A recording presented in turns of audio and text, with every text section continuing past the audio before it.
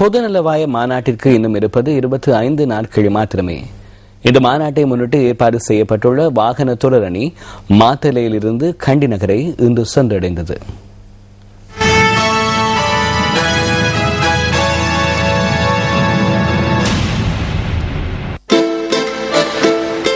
மேற்குலக காலனித்துவ ஆட்சியாளர்களுக்கு எதிரான போராட்டங்கள் இடம்பெற்ற மிகவும் பிரசித்தி பெற்ற நகரங்களுள் ஒன்றாக கருதப்படுகின்ற மாத்தளை நகரிலிருந்து இன்றைய வாகன தொடரணி தனது பயணத்தை ஆரம்பித்திருந்தது. வரலாற்று சிறப்புமிக்க மாத்தளை ஸ்ரீ முத்துமாரியம்மன் தேவஸ்தானத்தில் இடம்பெற்ற வழிபாடுகளை அடுத்து பொதுநலவாய நாடுகளின் அரசு தலைவர்கள் மாநாட்டை முன்னிட்டு ஏற்பாடு செய்யப்பட்டுள்ள வாகன தொடரணி இன்று தனது பயணத்தை ஆரம்பித்திருந்தமை இங்கு குறிப்பிடத்தக்கதாகும்.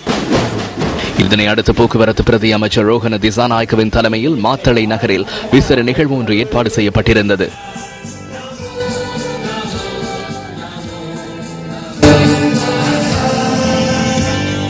தென்கிழக்கு ஆப்பிரிக்க நாடான மொசம்பிக் நாட்டின் தேசிய கொடியும் இதன் போது ஏற்றப்பட்டது.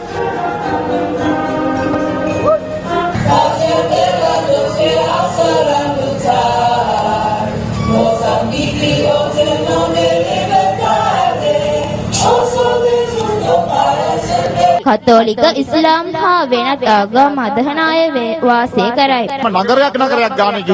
இலங்கையின் தேசிய கொடியினை நாங்கள் அடிக்கடி ஏற்றுவோம். ஆனால் இன்று எனக்கு மொசாம்பிக் நாட்டின் தேசிய கொடி ஏற்றுவதற்கு சந்தர்ப்பம் கிடைத்தது. இதனை ஒரு அரிய சந்தர்ப்பமாகவே நான் கருதுகிறேன். அதே போன்று இளைஞர் சபைகள் மன்றத்துடன் இணைந்து MTV ஊடக வலையமைப்பு செயற்படும் இந்த தருணத்தில் எனக்கும் கலந்து கொள்ள கிடைத்தமை மகிழ்ச்சி அளிக்கிறது. இந்த நிகழ்வின் பின்னர் வாகன தொடரணி 15வது நாளாக இன்று மீண்டும் பயணத்தை ஆரம்பித்தது.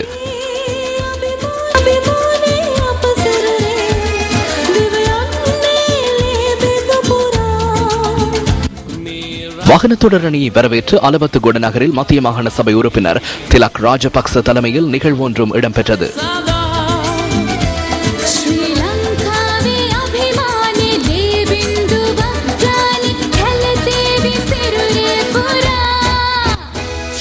இதன்போது தென்னாப்பிரிக்க நாடான நமீபியா நாட்டின் கொடி ஏற்றப்பட்டது.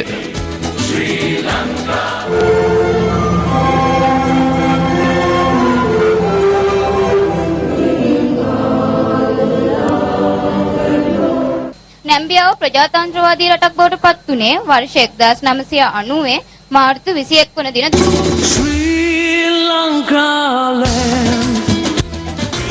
இதன் பின்னர் வரலாற்று சிறப்புமிக்க நகரான கண்டி நகரத்திற்கு பயணம் ஆரம்பமானது.